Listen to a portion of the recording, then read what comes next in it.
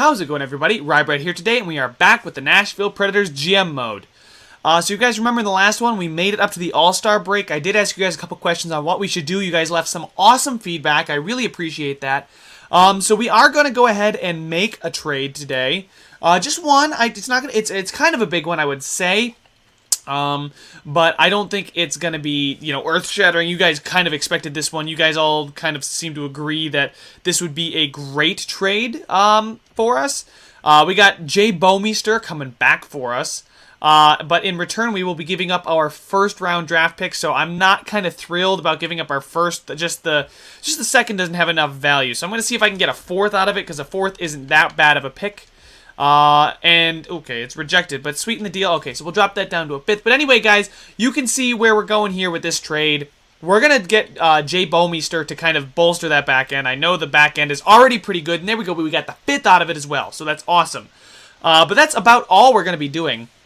So I don't really see us getting a different player right now, because the fourth line I know is an issue, guys, but I want to see how they play and what it's going to be like for them, with Jay Bouwmeester now in the mix. We're going to now send the guy we just signed, I forgot his name, Boland, I think it might have been, down to the minors in favor of Jay Bouwmeester, who obviously is a big upgrade. He's a serious top four defenseman, without a doubt is going to be one of the better players on the team.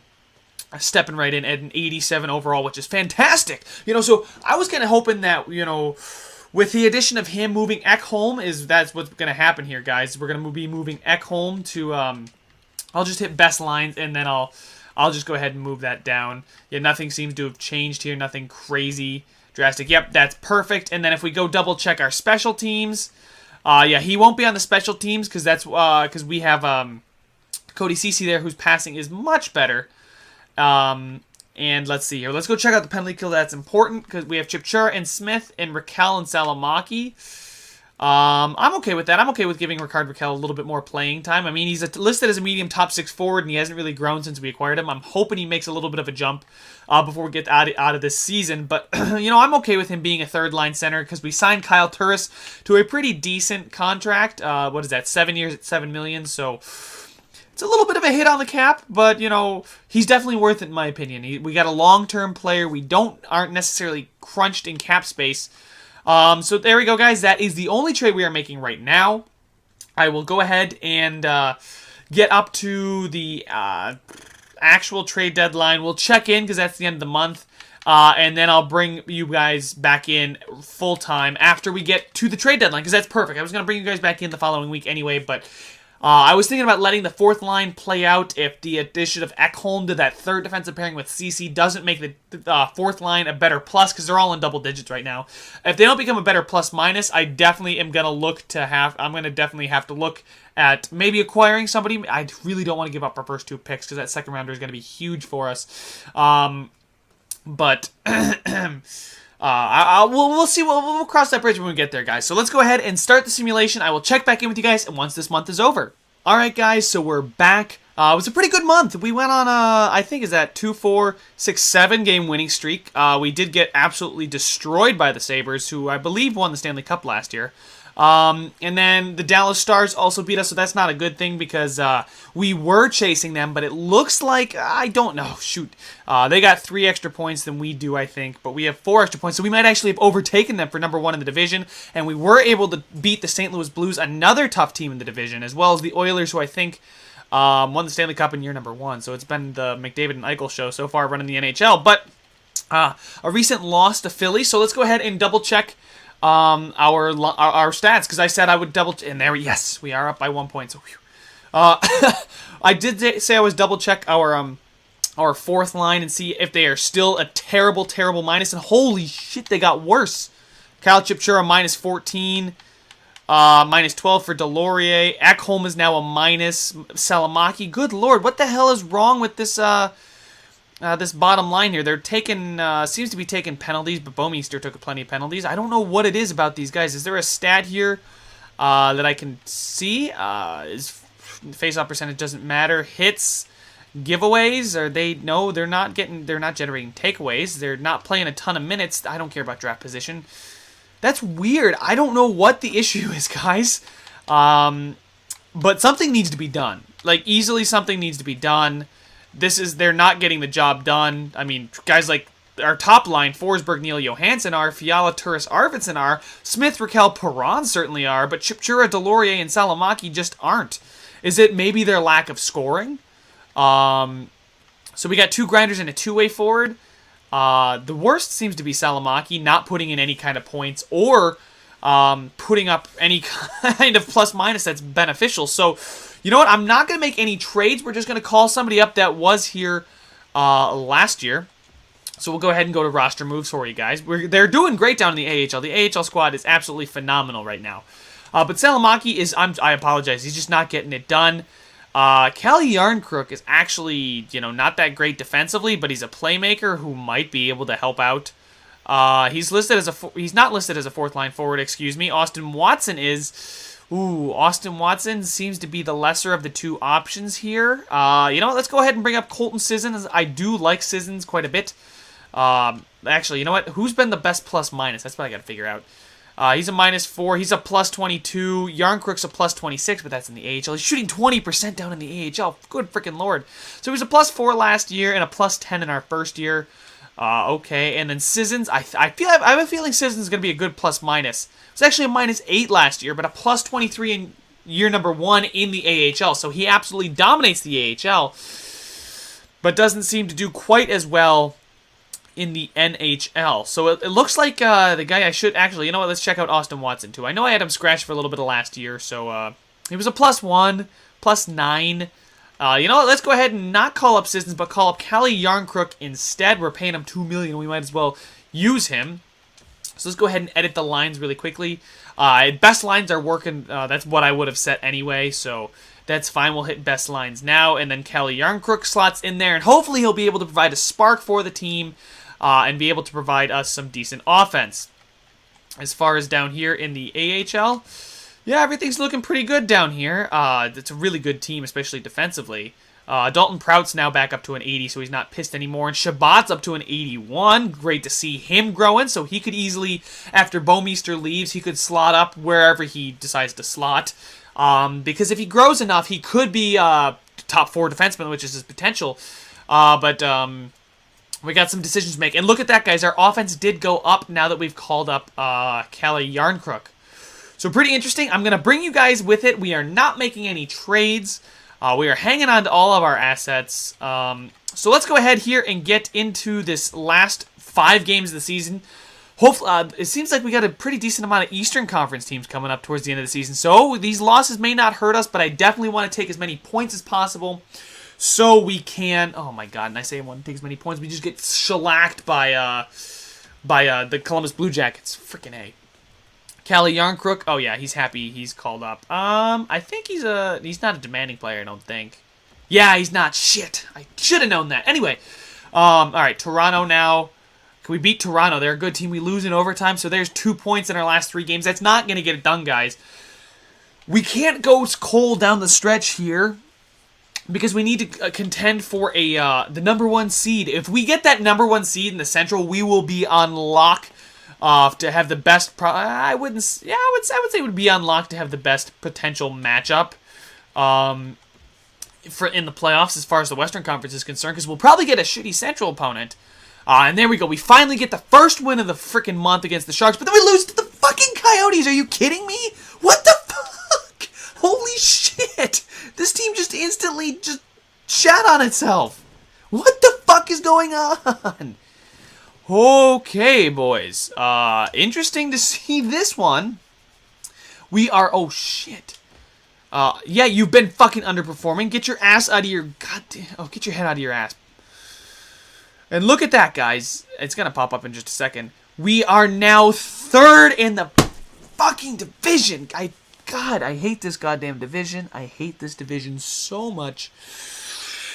Because I don't know what to do here. The team certainly performed better when, what's-his-face was up here. Who did I send down? I just forgot. Salamaki I sent down. But let's check out plus-minus. Kyle Turris is now a minus.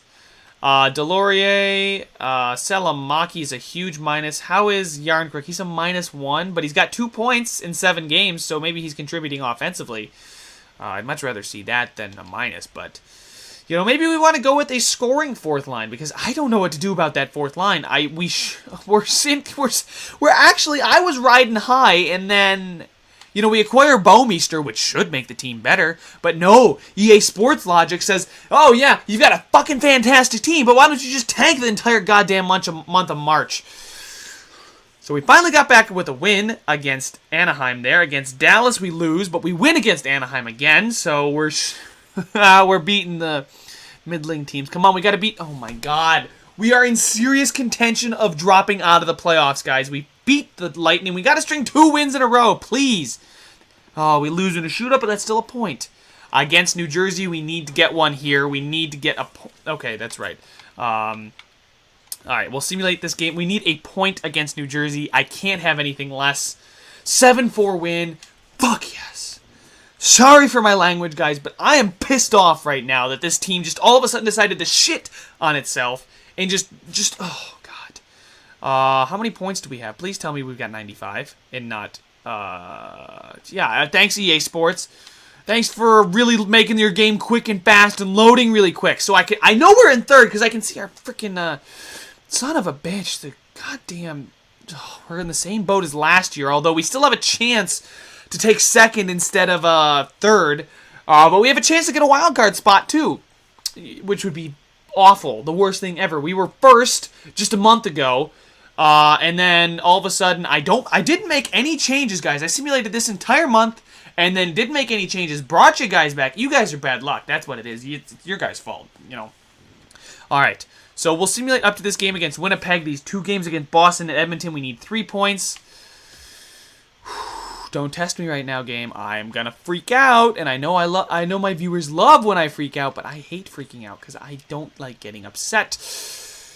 All right, 2 weeks in the SHL. Fuck that. A 3-2 overtime win. That's huge because that is a tiebreaker and a 5-0 loss. Please don't do this. You guys get to see me actually rage if this happens. Shit, this is a huge game against the Winnipeg Jets. Good lord, if we don't make this one, I'm gonna freak out, guys. Like, we need to win this game. We cannot lose to the Jets, and we lost in overtime. All right.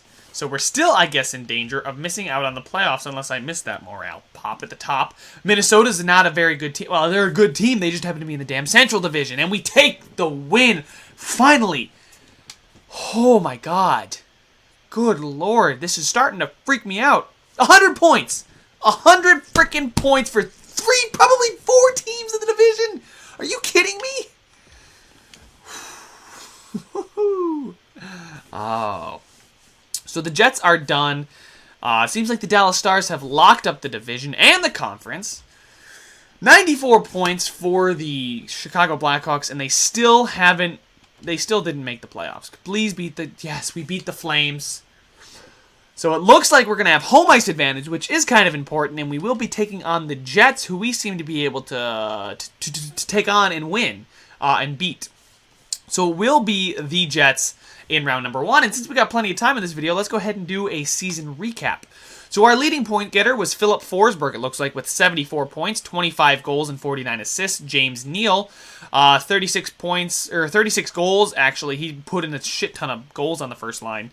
And 34 assists. Although, look at our team. They started to become minus players. The second line became a minus towards the end of the season. This is where the ball dropped, guys. I'm starting to see. Nope, we want to go to forwards. Johansson at 58, so he's not turning into a very good playmaking center, it turns out.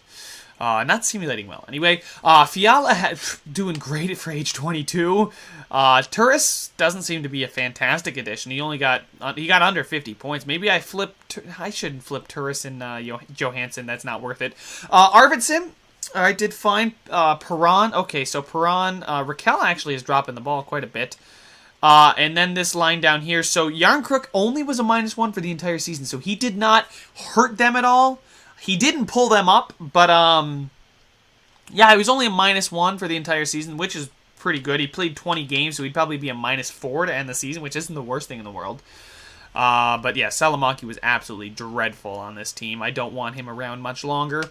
How much longer is he signed for? 2 years. Okay, at a very, very reasonable contract, so he can play down in the AHL. As far as defensemen are concerned, yeah, lots of points. Bouwmeester actually had a very good season. He was still a plus. Ekholm and Ceci. This is not a... So it looks like Cody Ceci is a serious minus. Now, I'm trying to get to the bottom of this, guys. Is it Ceci? Is it Cody Ceci and his lack of... Well, his defensive category is very, very good there.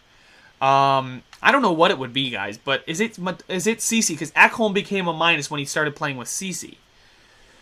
And I don't want to give Cody Ceci more time on the ice, but who knows? All right, you guys let me know about that. And John Gibson, good lord. Maybe it was Rusu. Maybe our backup goaltender actually played a factor because he had an over 3 goal against average.